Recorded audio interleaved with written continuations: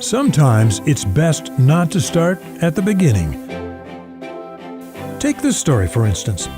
A century in the making, it's the story of how a group of residents, thrown together by geography and circumstance, built a community. Not just brick by brick, but act by act, insight by insight, and contribution upon contribution. It draws its text from that profound dictionary where need translates directly to opportunity and struggle to empathy and care. And for a deeper appreciation of this 100-year-old story, maybe it's better to start not at the beginning, but with a beginning. I was not quite 5 years old, and my father worked for Norge, which was a refrigerator company here in Muskegon, and they closed their doors. You know how your older brothers are, they like to tease you and tell you Santa's not coming. And I would just have tears because I felt sorry for my dad because they had to walk everywhere in the snow, and him coming home and my mom, did you find anything? And just the pain in my mom's eye. With 8 kids, it was hard. And so I remember looking out that same window and seeing a red truck pull up in the driveway with a shield on it, and it was Salvation Army.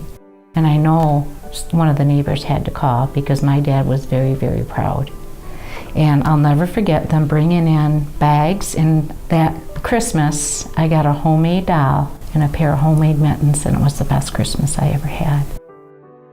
A doll, a pair of mittens, a little girl's reconstructed hope. Simple things. That's community. That's the United Way.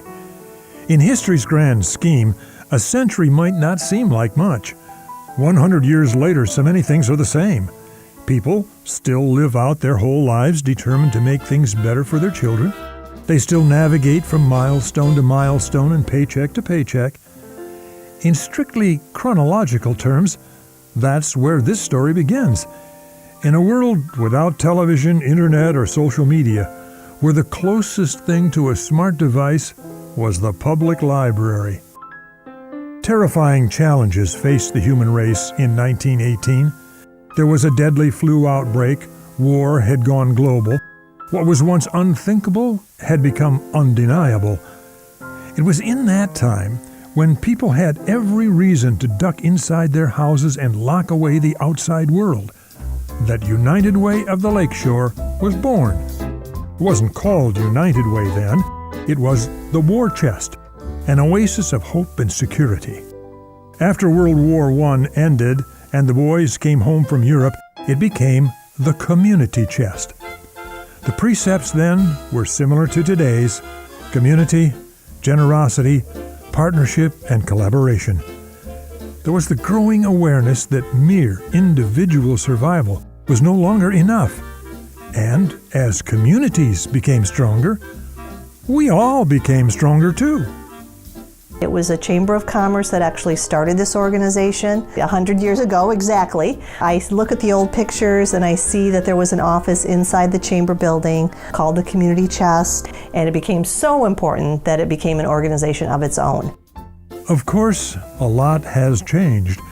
Today, United Way of the Lakeshore boasts numbers that would have made those Community Chest organizers gasp.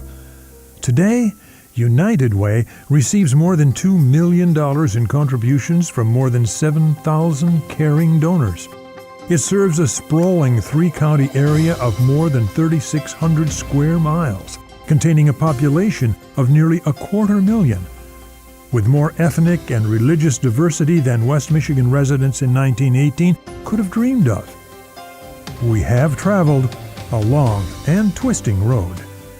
But hunger and homelessness are every bit as frightening now as they were then. So is the constant awareness that one missed paycheck, one lost job, a single crisis or misstep can send a family plunging headlong into catastrophe. What has evolved is United Way. Human need is notorious for shifting with the times, and keeping your sights trained on a moving target requires inventiveness, creativity, and focus. When a 21st century volunteer talks about Alice, for example, don't expect to hear a great deal about Wonderland, but rather hard-working families struggling to make ends meet. We have decided that in the next 10 years, we're going to try to address 10,000 families who are asset limited, income constrained, employed. People who really need assistance to get over that hump and get out of poverty into the Alice group, and then from the Alice group into the mainstream of the community. If there is genius in the United Way model, this might be where you'll find it.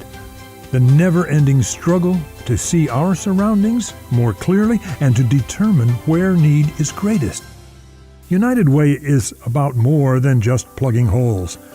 It is about making a long-term difference in people's lives. New strategies develop, new initiatives come to life, and donors and volunteers develop a growing faith that their contributions will make a real difference. I've been impressed by how United Way has changed. We all move forward, and over the decades you've got to take a look at where your focus needs to shift as people shift, as the community shifts, as needs shift.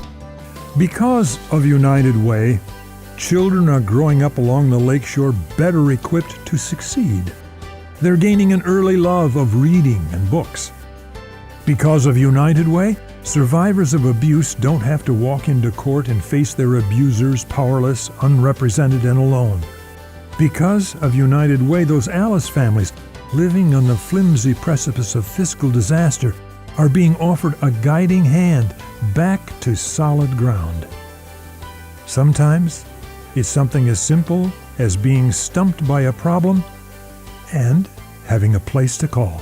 Most people, when there is an emergency, they call 911. United Way has a program that is 211, and there isn't a problem that can't be solved. It has been there for us. When Ron fell and broke his leg, I called 211 and I say, hey, how do I get him to and from the hospital for his checkups? You don't realize what you need until you need it. Why do people give to United Way? Sometimes it's an instinct lodged in the consciousness from childhood, a habit people can't seem to shake. Day of Caring in either 03 or 04 was at Every Woman's Place on Waketon, and it was my daughter's birthday. She would have been probably 8 then, and I said, guess what you're doing for your birthday? You're gonna spend the day with Daddy. She's like, oh great, what are we gonna do? I said, we're gonna paint a woman's shelter. And she learned a lot about what EWP does and the importance of giving back to the community. Sometimes it's the need to make a difference. A lot of people donate because they're given to a good cause. I donate because it is good for my soul. What I give, quite frankly, is a small portion of what I've received. So it's a blessing to me to be able to serve. It's a blessing to me to be able to give, and I do it enthusiastically. Sometimes you sign up to provide one thing and you end up giving another. Sometimes you end up giving yourself. Consider, for example, the Red Cross program that provides seniors with rides to their medical appointments. Such a simple thing, and yet so essential. I've seen the drivers, I've recruited volunteers that have worked in the programs. They love what they do. They are passionate about helping the people that they transport. And it's not just transporting them. Many times they get attached and they take the same people to appointments. They might take a senior by their old home. They might stop back in and fix their railing that's falling apart. They bring them Christmas cookies, and sometimes they go to their funerals. This is the crucial element of caring and helping. It becomes nearly impossible to keep your distance. There's no such thing as uninvolved, which is why, as we look back at 100 years, history counts less and less, and memories matter more and more.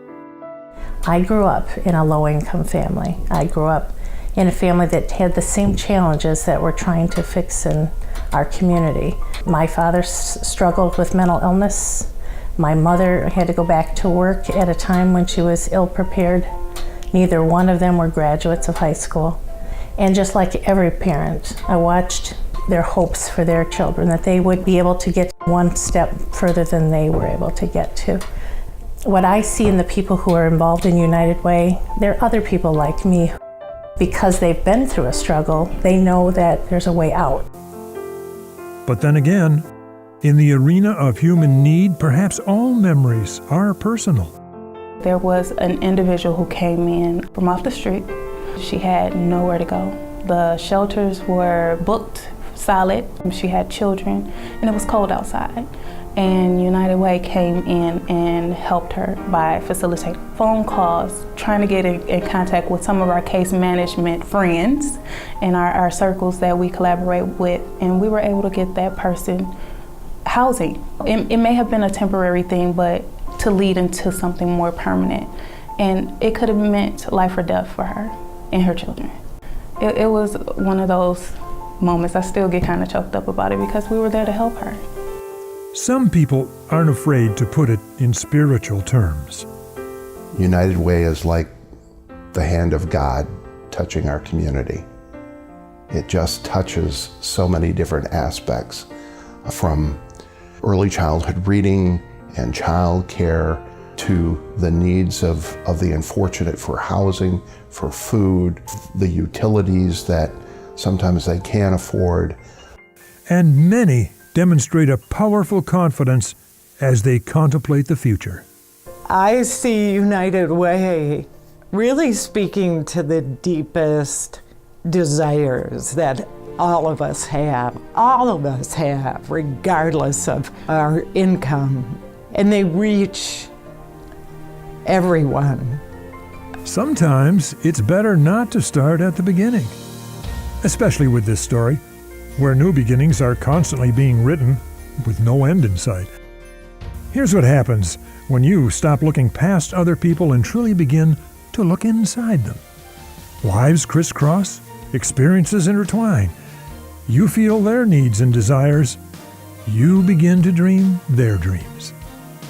I want people on our 100th anniversary to celebrate together all that has been done, but also be reminded that the work that we're doing today in early childhood, in preparing and building the talent of the future, and investing in our teenage youth and giving them counsel and skills to move our community forward, that's all building our talent, and that work is so important.